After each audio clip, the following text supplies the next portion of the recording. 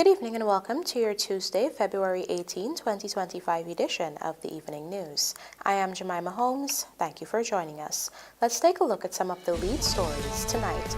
Guyana expresses outrage, demands redress from Venezuela for attack on soldiers. Sindicato gang member dies.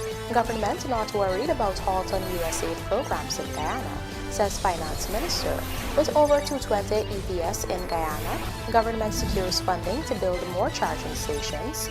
GCCI hails amended financial and property laws amid surging investment in Guyana, and US-GUYANA refined fuel partnership among initiatives announced at 2025 Energy Conference. Now for the news in detail. After 6 of the country's soldiers came under attack by suspected Sindicato operatives whilst navigating in Guyana's waters, Minister of Foreign Affairs Hugh Todd has summoned Venezuela's ambassador to express outrage and demand redress. The minister also made it clear that Guyana is fully prepared to exercise its rights under international law to hold Venezuela accountable for the attack. In our lead story tonight, Tamika Garnett reports that at least one member of the Sindicato gang has died. On Tuesday, Minister of Foreign Affairs and International Cooperation Hugh Todd summoned Venezuela's ambassador to Guyana, Carlos Perez, to express outrage over the attack on 6 Guyana Defense Force soldiers. The soldiers were targeted by suspected Sindicato operatives while navigating in Guyana's waters. During his meeting with Ambassador Perez, Minister Todd reminded that Venezuela is responsible for any harm caused to Guyana or its nationals by individuals acting from Venezuelan territory. He stressed Venezuela's duty to prevent the use of its territory for harm and to eliminate criminal gangs operating in the border region, reminding that Venezuela maintains a significant military presence in the region despite the absence of a security threat from Guyana. The minister insisted that Venezuela deploy these assets against the criminal gangs within its territory that constitute a threat to both states. Todd also criticized Venezuela's failure to denounce Monday's incident and take action against the perpetrators of the attack. He warned that inaction is complicity, and that Guyana would hold Venezuela accountable under international law. According to the minister, Guyana will not hesitate to fully exercise its right under international law to hold Venezuela accountable. Meanwhile, President Dr. Irfan Ali, Commander-in-Chief of the Armed Forces, confirmed that an evaluation of the situation is underway. Sometime later today, we will be in a position to have more details as to what actually occurred, but we're taking this very seriously. Even if, and I'm not saying this is the case, we have to do the evaluation, even if it is armed gangs or any of those organizations that operate on the Venezuela side, on the border. This is serious. This is serious because they fired on ranks in uniform. What more can we do to avoid this recurring? Well, let's get the evaluation, and then we will discuss a posture that is important for the protection of our men and women in uniform and also of our sovereignty. Earlier on Tuesday, President Ali also expressed his deep concerns about the well-being of the soldiers who were injured in the attack, noting that he had spoken with the ranks, commending their bravery and unwavering dedication to national service. He expressed gratitude for their service and assured them of the nation's full support. The soldiers who were injured during the attack have since been medevaced to the city for medical attention. The incident occurred at around 3:45 p.m. on Monday near Blackwater Mouth in the Cuyuni River, Region 7, when a GDF resupply patrol came under heavy gunfire. The GDF revealed that the ranks were traveling by boat from Etheringbank to Macapa to deliver supplies when it was intercepted by 2 wooden boats carrying armed, masked men. The attackers circled the GDF vessel before opening fire.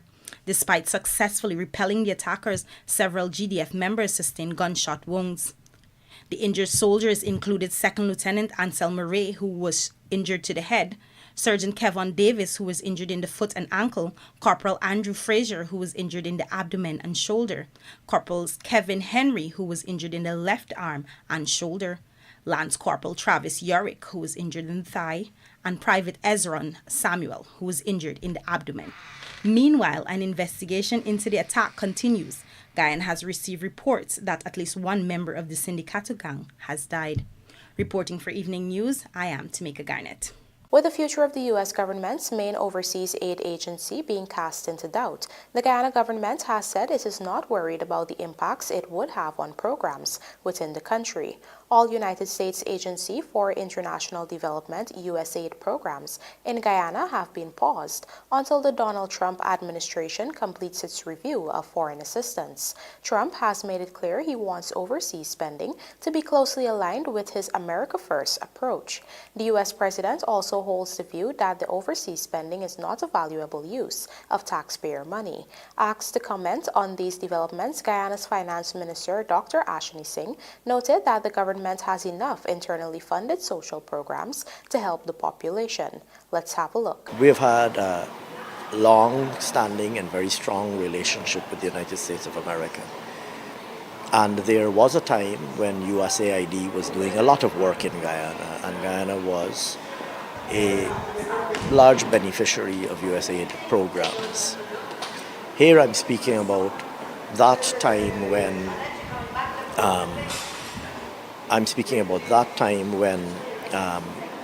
Guyana was in a very different place economically. You would recall that at the start of the 1990s, with the restoration of democracy in 1992, the economy really was in a dismal state, and there was very little private sector activity.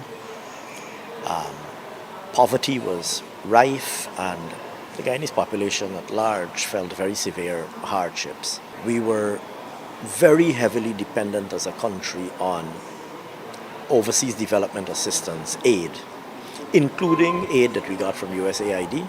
What has happened over time, though, is that our country has become less dependent, significantly less dependent on official development assistance or aid as such.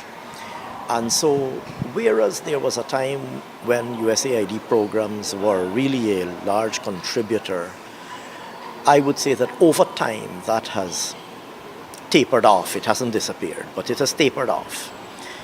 And so we continue to benefit. We continued to benefit until this recent decision. The country continued to benefit from some USAID programs, but they were not, large programs whose discontinuation could be dislocative. And so we are not worried at all that these developments could be dislocative in any way whatsoever. We continue to have an extremely strong relationship with the United States of America and with the United States government. And over time, the relationship has evolved from one where we were a recipient of US aid or official development assistance to one where the greater part of the relationship is in economic, trade, and commercial ties, and where there are programs that were meeting a particular need.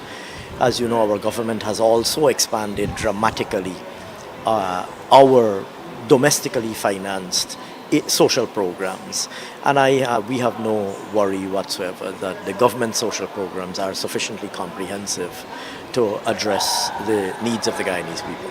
With more than 220 electric vehicles in the country, the Guyana government has secured $250,000 from the United Nations Development Program to construct 3 solar-powered charging stations in the capital city. Find out more in this Kelroy Williams report. The US $250,000 financing was provided under the Just Energy Transition Seed Funding Initiative, launched by the United Nations Development Program.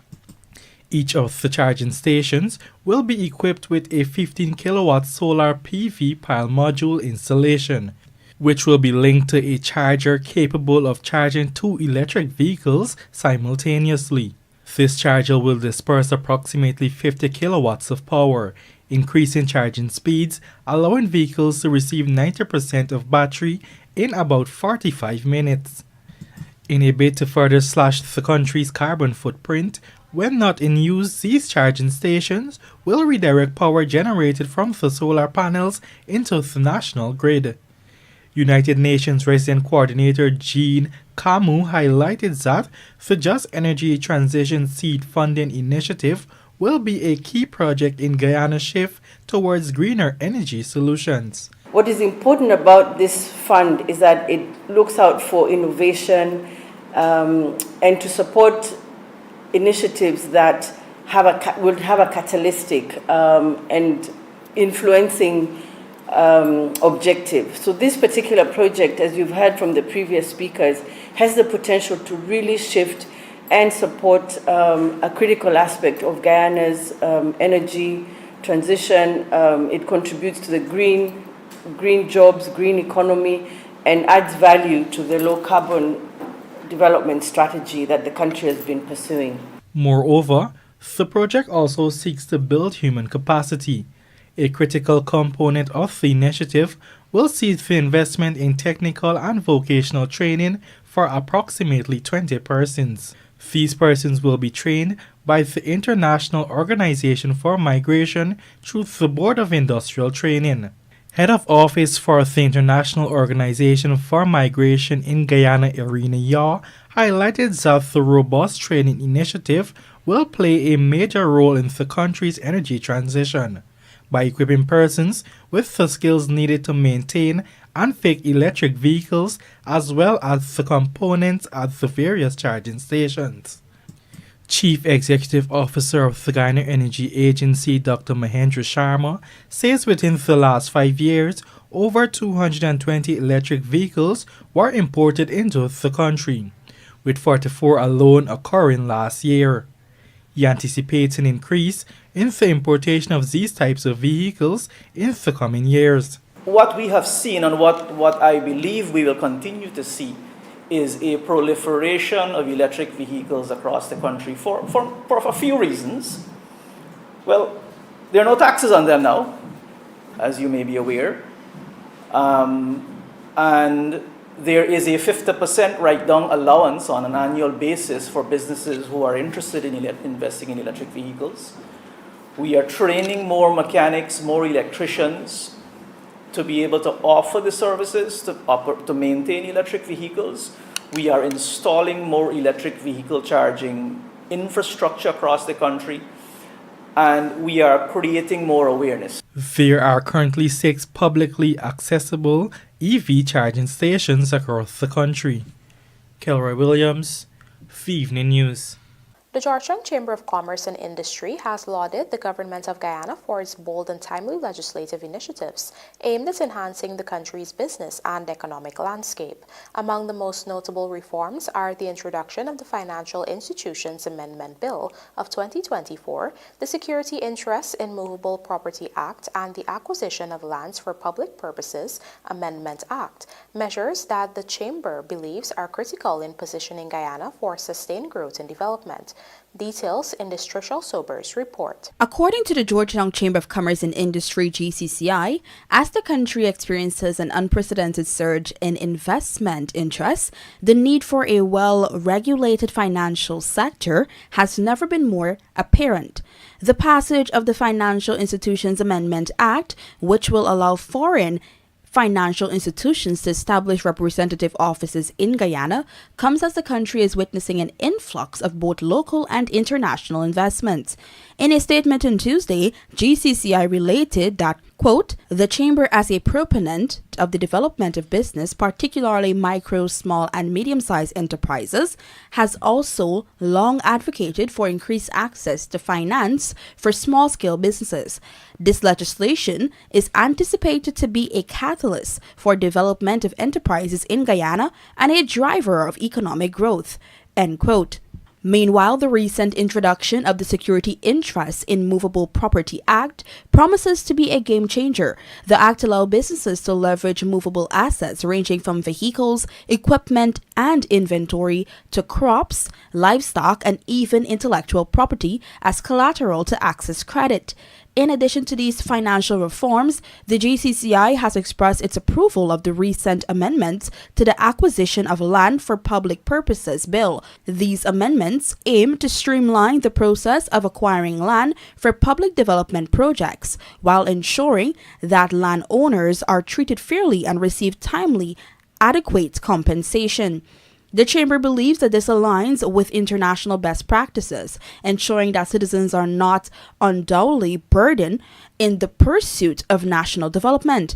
On Monday, during the 101st sitting of the 12th Parliament, Senior Minister of Finance Dr. Ashni Singh further emphasized that the country's robust regulatory framework has been developed over the years to ensure the stability and transparency of the financial sector. I make these points really to say, Mr. Speaker, that the effort to build a strong and robust and well-regulated financial sector has not been an effort of yesterday. It has been an effort that has involved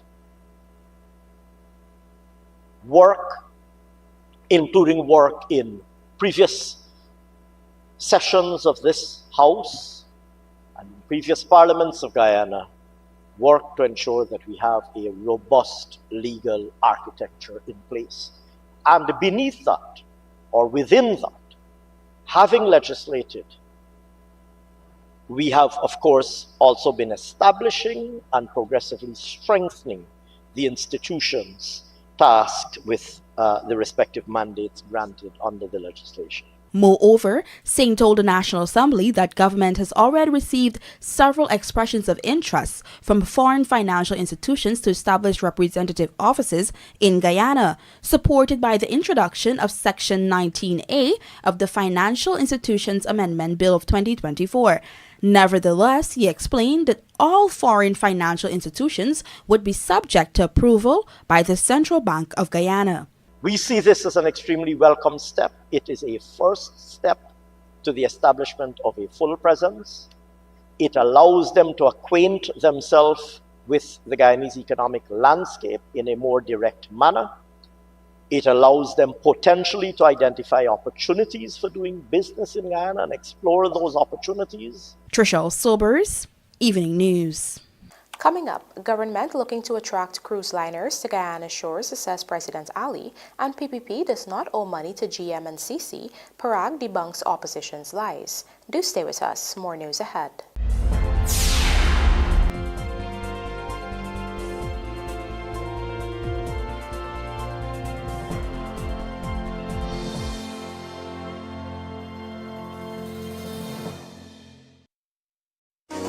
Need quality electrical or hardware supplies for domestic, commercial, and industrial usage? Visit SPR Enterprise. We stock a wide variety of tools, transformers, connectors, cables, line hardware, and control products at competitive prices. Check us out for brands such as Square D, Eaton, Fluke, Klein, and 3M. We are located at 45 Brick Dam, Georgetown, or call us on 223-5699, 223-5687, or WhatsApp 639-7193. SPR Enterprise, your single source for quality electrical products. Guys, I think I'm in love! Wow! Yeah, I was looking at you too. What? What are you talking about? AMENDED tiles. Where did you get them?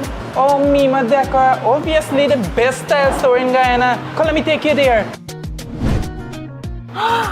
My kitchen, my bathroom, my floors. Mima Decor has everything. And the prices are great too. So, yeah, I want to have a date now. We can build on that.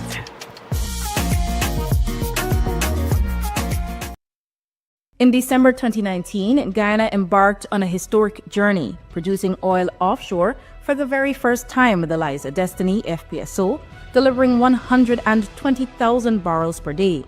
Today, just 5 years later, the nation stands proud as the fastest growing economy in the world. With the addition of 2 more FPSOs, production has increased to approximately 650,000 barrels per day. Guyana is on the verge of becoming a global destination for sports and culture. Through investments backed by the oil and gas sector, which exceed $3.7 billion Guyana dollars, Guyanese get access to infrastructure and skills training for various sporting activities. The synergy between the economic benefits of the oil operations offshore and support for national initiatives helps position Guyana more favorably on an international stage. Did you know Guyoil Super 95 gasoline has an octane rating of 95, the highest rating available in Guyana? This premium fuel is known to enhance the performance of your engine, making it run smoother and more efficiently, leading to better fuel economy and improved performance. Choose Super 95 for more mileage and better overall performance.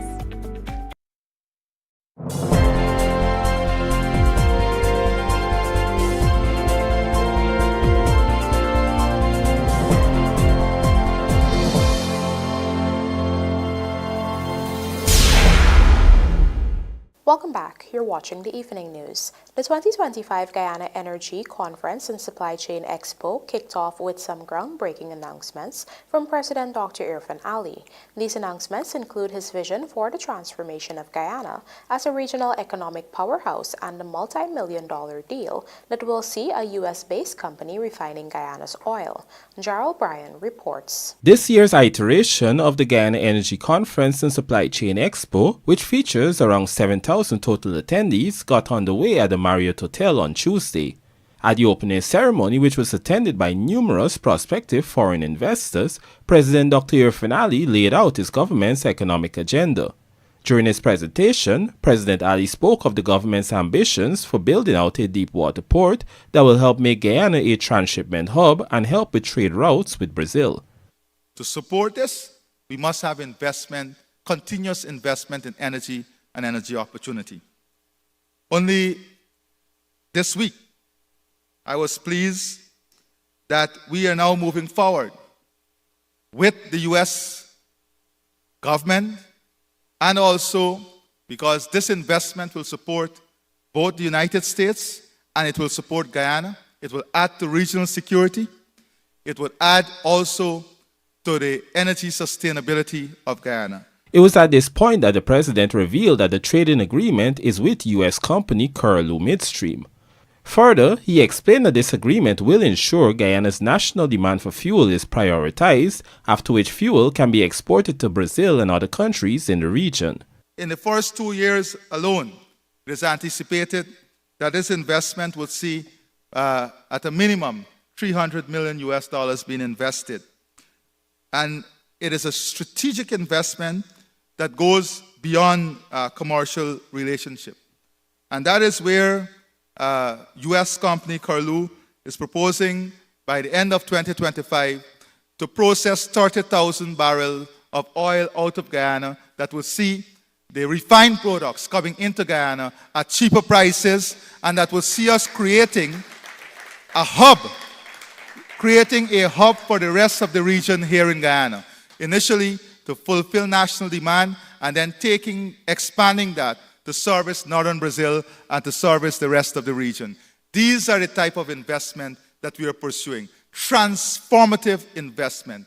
According to information released from the U.S. company itself, a state-of-the-art fuel storage facility will be built in Guyana to house 750,000 barrels of gasoline, diesel, jet, and heavy fuel oil. Meanwhile, there are also plans for the government of Guyana, in partnership with the Dominican Republic, to build an oil refinery right in Guyana. DR President Luis Abinader was present at the conference and provided attendees with an update on this massive project. Regarding the oil refinery,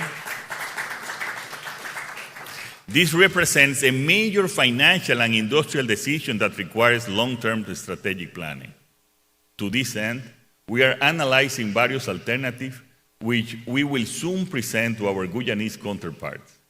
In the coming months, we will meet to make the final decision. Day one of the Energy Conference will also feature panel discussions on women empowerment, a segment where Vice President Dr. Barra Jagdeo will answer questions on policy decisions by the government and the launch of the much-vaunted local content app. Gerald Bryan, The Evening News. With 40% of the world's cruise liner market share belonging to the Caribbean, President Dr. Irfan Ali has outlined a bold strategy to attract more cruise liners to Guyana and to turn the country into a fueling hub for these massive floating tourist attractions. Here is Gerald Bryan again with the details.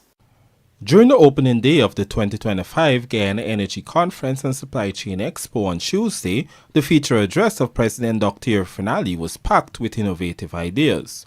One such idea was how Guyana can leverage its tourism and non-tourism assets, for instance its gas development, to attract cruise liners. The head of state pointed to the rising demand for liquid natural gas to power cruise ships, a demand that Guyana, with its gas-to-energy project, is well positioned to meet. And let's look at global LNG demand, because people don't speak about this opportunity, and it's linked to our tourism. How do we use non-tourism product, if you want to put it that way, to attract tourism? And there is a simple formula I think we can work around. When you look at LNG, the global LNG demand will rise by more than 50% by 2040. 50% by 2040, to reach approximately 660 million tons annually by 2040. But importantly, 40% of the world's cruise market share belongs to the Caribbean. 40%. All the cruise liners are now moving towards LNG as their source of fuel. President Ali pointed out that with the cruise industry generated $30 billion in revenue only last year, Guyana could benefit if it were to become a refueling hub or a must-stop destination for cruises. This is also where, according to the president, the country's tourism-based assets, such as ecotourism, can play a role. Now, the argument in the cruise industry is that very limited local revenue is generated from cruise liners, because today cruise liners sell most of the tour packages on the cruise itself. So even that businesses, so we're thinking this thing through. But Guyana is different. Why is Guyana different? Because our product is not concentrated in a small area in the capital. Our product is nature and eco-based, so that the traffic that will be generated will be completely different, and the type of tourists that will be attracted will be completely different. And there lies an important and tremendous opportunity.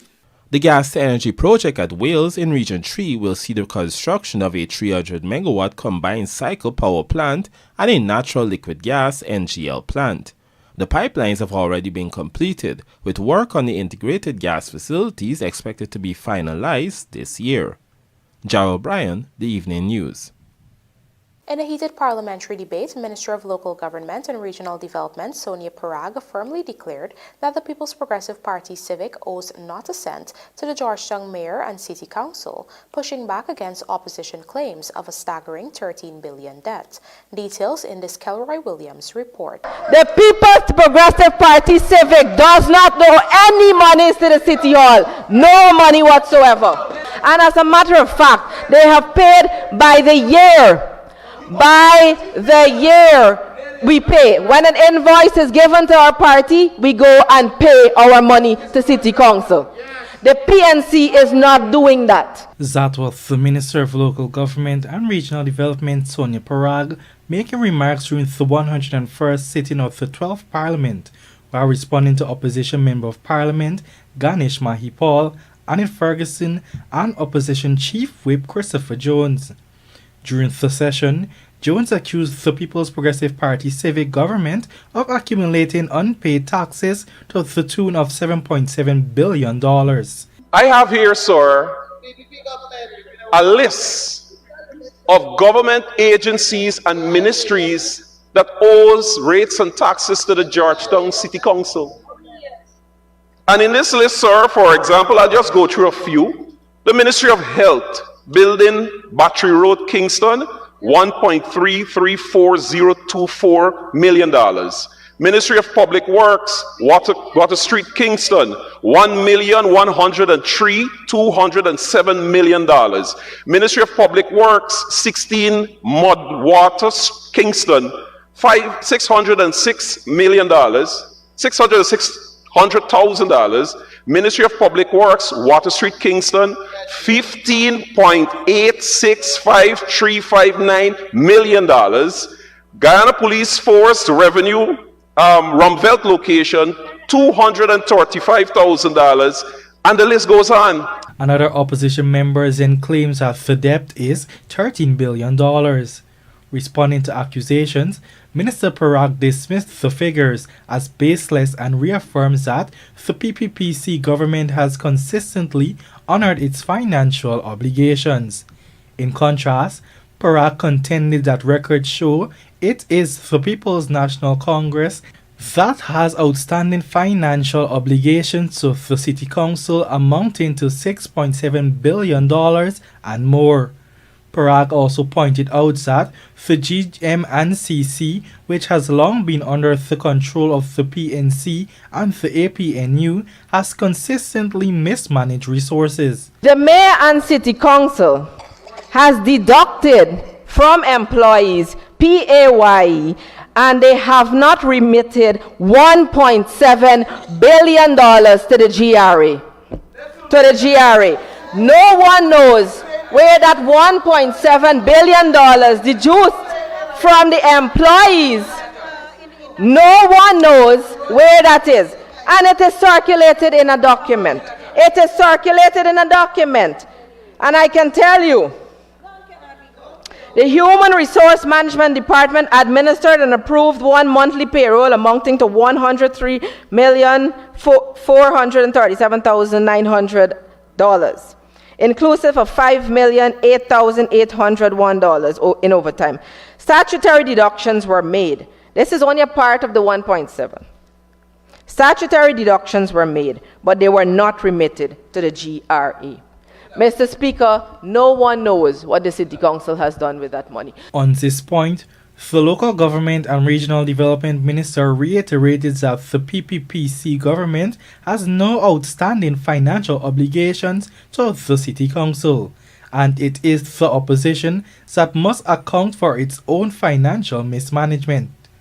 Kelroy Williams, The Evening News. Through direct funding from the Zara Group of companies, 31 computer systems along with a brand new computer lab have been donated to the Government Technical Institute.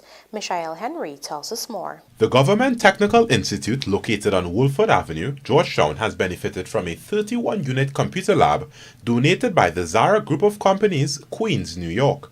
These computers are powered with high-tech software, high-end IT hardware, and paid licensed programs, which will significantly improve the GTI administration's ability to teach students. Speaking during the handing over session on Monday, Ken Subraj, president of the Zara Realty Holding Inc., and the main person who spearheaded this initiative, bestowed inspiration to the students. It's not going to come to you just like that. You have to want to do it. No one's going to come and pour it down your ears, or cut a slice in your head and pour it in there. You, the individual, must want to do it. Meanwhile, Principal of GTI, Tiffany Charles Prasad, highlighted that these tools will help Guyanese students excel in the emerging sectors. A vision that will equip our students with essential skills needed to thrive in Guyana's booming economy. The development of this industry holds promise for sustainable growth and prosperity for our country. Yet, this growth would be incomplete without the skilled workforce that can support and lead it. Also speaking at the event was Chief Education Officer Technical, Dr. Ritesh Tularam, who explained that this initiative aligns with the Education Ministry's efforts to help students in technical fields. Where we are developing a framework that will ensure that we provide quality TVET using an online modus. And here is where, given all that was described initially, having a state-of-the-art laboratory with a server system with 31 units, all well powered and loaded with the softwares for the various programs, and the connectivity, it means we can now use this laboratory that we have here as a model to have persons trained across the various regions. Dr. Tularam also revealed that other technical pursuits are underway by the Subraj family. I know, and it's a vision of Mr. Ken Subraj, to identify a space within this beautiful facility and for us to set up what we call a state-of-the-art instrumentation laboratory.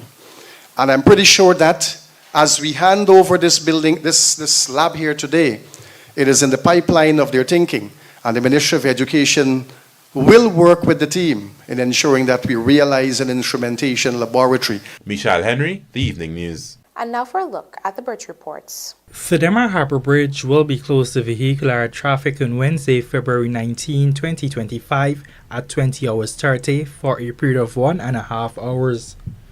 Meanwhile, the Barbies River Bridge is scheduled to be closed to vehicular traffic at 7 hours 35 on Wednesday, February 19, 2025, also for a period of 1.5 hours. Let's now take a look at the local stock exchange market compliments of GASI.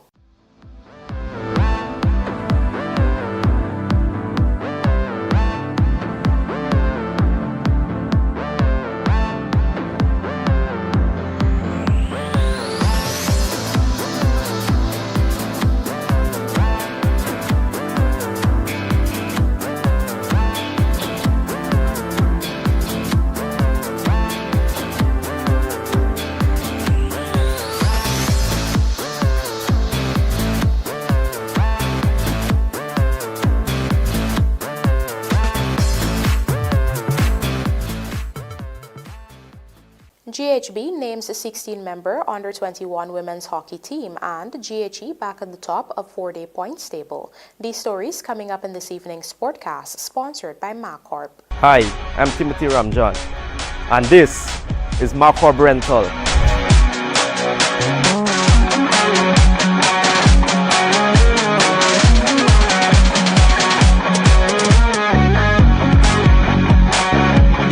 We have the right equipment and generator for your coming project.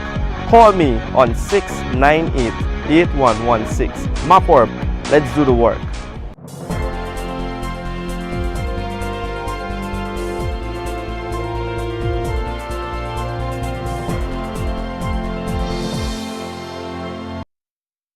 Looking to bring your dream home to reality? Or simply taking on a home improvement project? Then National Hardware Limited is where you should start. Let us put that touch to your home.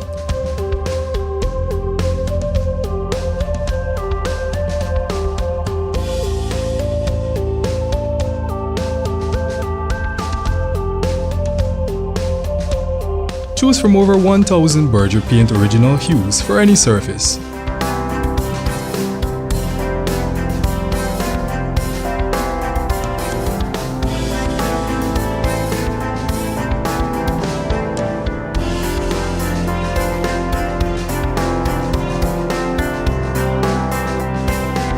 We are known for our trusted brands such as Westinghouse, Philips, Sadco, Rubbermaid, Pyrex, Gibson Home, and so much more. National Hardware Limited, your do-it-best store. Located in downtown Georgetown and industrial site Rhymeville. Attention builders and DIY pros. Transform your projects and upgrade your toolkit with Stanley. Start with precision cuts using the circular saw. Tackle tough jobs with the hammer drill. Achieve clean finishes with the tile cutter. Make angled cuts with the miter saw. Power through with the chop saw. And sharpen your skill with the bench grinder. Don't wait. Visit sylviesonline.com or stop by 31 High and Hatfield Streets or Lot 90 East Henrietta, Essequibo Coast to grab yours today. Upgrade your tools. Upgrade your results. Guys, I think I'm in love. Wow. Yeah, I was looking at you too. What? What are you talking about? I'm in the tiles. Where did you get them? Oh, Mima Decor, obviously the best tile store in Guyana. Come, let me take you there. My kitchen, my bathroom, my floors. Mima Decor has everything. And the prices are great too. So, yeah, I want to have a date now. We can build on that.